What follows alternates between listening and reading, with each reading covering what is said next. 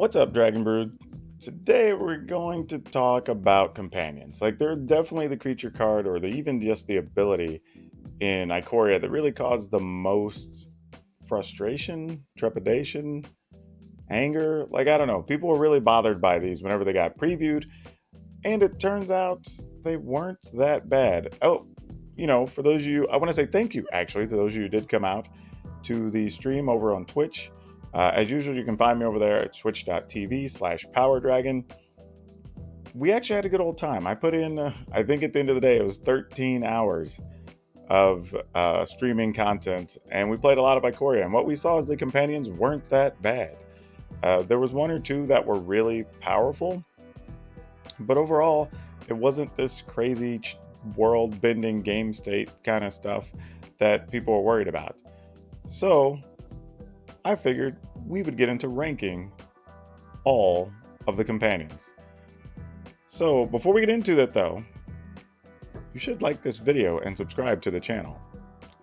However, I want to preface this with some things. We're going to be basing this strictly on how they're affecting standard. It's going to be based on what we saw in the streamer early access event that Wizard so graciously invited me to participate in. And also just the actual power and impacts they had when they actually got played. I think that's what the criteria we're going to use to base this on. We played several games. We probably played 100 games yesterday, it felt like. I mean, we played a ton. So I'm not going to say this is definitive. I may even come back and laugh at this list whenever it's all done because, the format's going to change and the impact of the cards will change. And future cards will probably change this list as well. But for what it is, let's get into it. Let's rank some cards.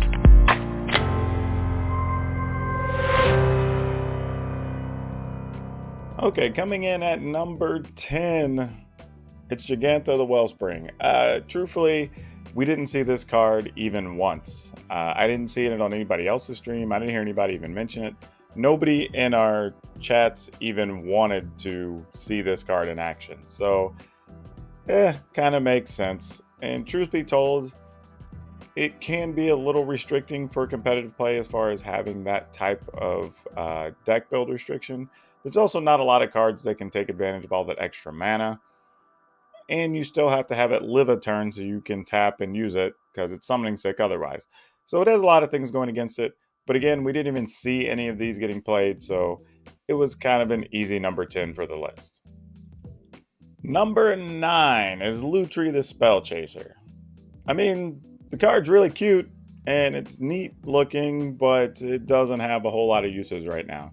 It's actually not a bad card, and I think we only saw it once maybe during the entire day, but it's mostly just one of those things that it's an additional way to copy a spell, and it's not a bad card. And then technically, I mean, I guess if you play, well, no, not even then, because you need everything to have a different name. So maybe it's just a restriction that's just too difficult to really make it work. It's much more of a commander type card, but again, it's already banned in commander, so I'm not sure this card's ever going to see a lot of play. Like I said, it at least has a useful ability, and we only saw it once, but truthfully, take your pick. It could have just as well been 10, and Gigantha been number 9. Number 8 is Urian the Sky Nomad. We did see a couple of these, and I think I saw it on a couple other people's streams once or twice, so it's a thing that is at least getting played and people are trying it. The problem is, I think that you having such a high restriction and having to play the extra 20 cards is a little difficult, and you need multiple things to be in play that live so you can blink yourself out and get it back into play to have it work. And sometimes it sort of feels like you would already win if you had those other things doing what they were already doing. It's cool to have as an extra piece though. Like, say you're already playing the Thassa deck that wants to blink things in and out and everything has an ETB trigger, then this is kind of a cool additive if you're willing to take the gamble on the extra 20 cards. Overall, I don't think it's a hugely impactful card, but it could still get played a little bit in standard, but I think it takes a very particular set of cards to make it happen. Number 7, Garuda, the Macro Sage. And this card's actually turned out to be okay. It wasn't super devastating or anything. I think the only thing that's tough is you do only have things that cost 3 or more. So the decks you were seeing it in were things that were already wanting to play higher cost. I think we saw it played in a Fires of Invention deck. There was one other one I think we saw it in, and it was actually okay. I mean, there's times that you play it, cool, you get to reload your hand, get 2 or 3 cards, and it's a 5/4 body. So if you've played something that's just swept the board or whatever, you play one of your other big creatures, you play this card, you have another card in hand for next turn. Like, it's giving you a few different tools to work with, and it's not too bad. Overall, I think this card will see a little bit of play. Again, I don't think it's necessarily super devastating, but it's at least useful in the spots it goes in, and it's easy to find applications to make use of its ability. Number 6 is Zirda, the Dawnwaker, and this one was tough. I almost flip-flopped this one in Garuda. And the reason is they were seen about the same amount of times, and I think it's a little difficult to build. Like, the creatures that have activated abilities tend to be costed a little bit higher, and they're not necessarily all in the same clean colors that you want them to be to use Zirda with. The other issue is Zirda's ability to just make a thing not block hasn't been that useful. I mean, the couple of times we saw it against us, we didn't really care that that was an ability. You're really playing it for the static ability of just making abilities cost less. Now, it is a thing that could be very cool once it actually triggers or actually comes into play and does what it's supposed to do. And, you know, it's a 3/3 body for 3, so it's a relevant cost for a fighter, just in the same sense that you get a couple of abilities off of it. The card probably leads to a deck being useful, and somebody's probably still going to have to crack the code on this one. I think maybe we haven't really seen the right build to utilize this card. Now, this card might have more use outside of Standard, but from what we saw, at least on the early release event, we didn't run anything too powerful from this, and we didn't even see it on anybody else's stream doing much. The couple of times we saw it, it was just kind of a neat supplemental piece to the deck, but it didn't really swing the games one way or the other. Now we're creeping into the top 5, and this is where you actually start seeing cards that got played a little more regularly, at least that we ran into more often during the Streamer Early Access event. So this is Umari the Collector. And it's interesting because cards sharing a type, you would wonder how you would choose what you wanted to play or what tribe or whatever. Turns out a couple of times we saw it just with artifact creatures.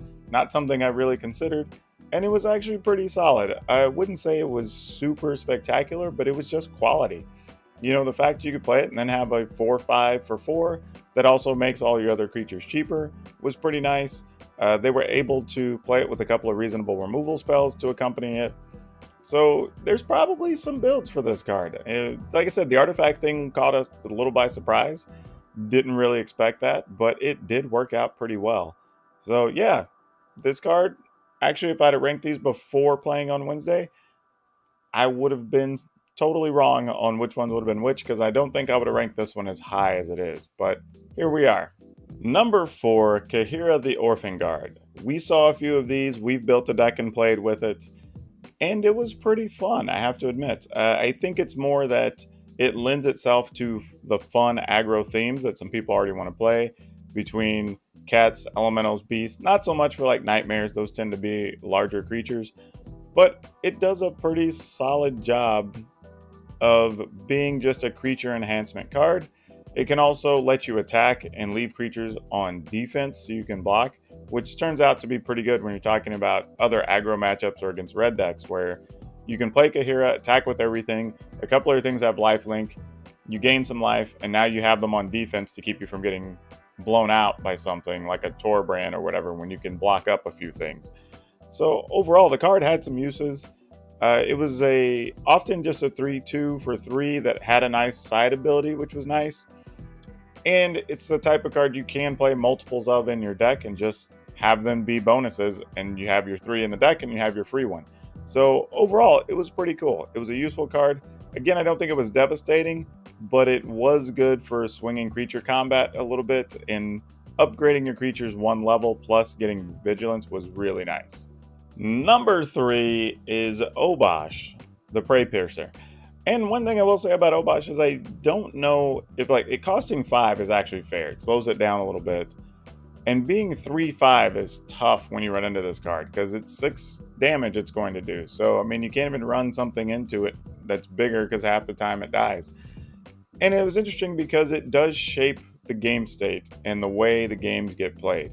I mean, if your opponent manages to keep 2 or 3 different sources on the table, or they have several cards in their hand and you know they can cast Obosh, it really shaped the way the games went. We almost had to save removal to get rid of Obosh, or put ourselves in a position that we force them to kill us with the cards that are in their hand. But that being said, you start talking about shocks are 4 damage, skewer the critics are 6 damage.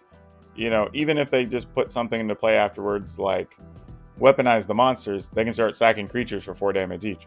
So it was overall very interesting to see the different builds with Obosh. We did run into it a lot. I think we saw at least 5 decks that played it. We also have a deck that plays it. So there was a lot going on with this card. Overall, it was pretty good. I don't know if it's the way of the world, so to speak, that red decks are going to turn into, but it does have some wheels. Number 2, Lurrus of the Dream Den. And if I was being honest, and you would have asked me this right when they got previewed, I would have probably put this at number 1. I would have thought this card would have probably been the most played of the companions, but it actually was not. It was really good, and it actually showed up in more decks as an actual card than even being one of the companion cards, which is kind of interesting. But it fits into the black-white sacrifice decks. It can be useful for the black-red sacrifice decks. Even something that's just playing an aggro rush, like some type of humans or cats, if you're keeping the cost low and going that route, that's a thing you can do. But the card having lifelink was beneficial a couple of times. Because it's a cat nightmare, it also fits into Kahira decks. So we saw a little bit of that. I mean, the card has a few different spots. And of course, outside of standard, it has a lot of other applications as well. So this card overall is just very solid. You know, and again, like I said, it would have been number 1 had I not played the games and really saw the impact of some of the other cards.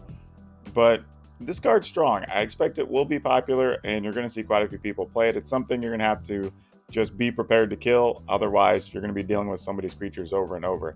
I'll even say late in the day, we saw this in a mono black list that was also able to make use of this card. So there's a lot of spots that this card fits in standard.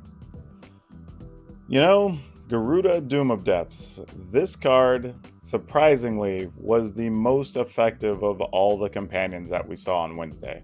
We didn't run into it a lot, mind you. I think we played against maybe 5 decks that had it, but it was good. The thing about it is that it so quickly can turn the game, and with the decks built around it, people were trying to get the big Trample Hogs, the 7/7 that pumps all your stuff. They were trying to get that into play. Sometimes they just get your stuff in play. You know, there's sometimes you can snag somebody's like Questing Beast or something to go along with it. There's a lot of interesting things the cards does. And the way the decks were built, people were playing basically a bunch of different multicolor mana producers. So they were playing green a lot of the times with the new creature, the 1/3 that produces any color, but it can only cast creatures. You know, they were playing some of the previous mana creatures that were producing multiple colors. So they weren't even playing black and blue. They were just able to get the mana to get this into play and then get something really big. I will say, this card even started the conversation of, do you have to start looking at Leyline of the Void in standard? You know, just to make sure they can't just be flipping extra things in the graveyard and then get stuff for them. So this card, yeah, definitely was the most impactful. Was it insanely game-breaking? Sometimes. You know, I would say as far as having immediate impact on hitting the board when you cast it, this one definitely fit the bill of any of them. Like I said, it was super surprising that this was a card we were worried about, but it tops the list for now. Now, granted, will it be the top of the list when we get, I don't know, even a month out? Maybe not, but as of today, this is our number 1.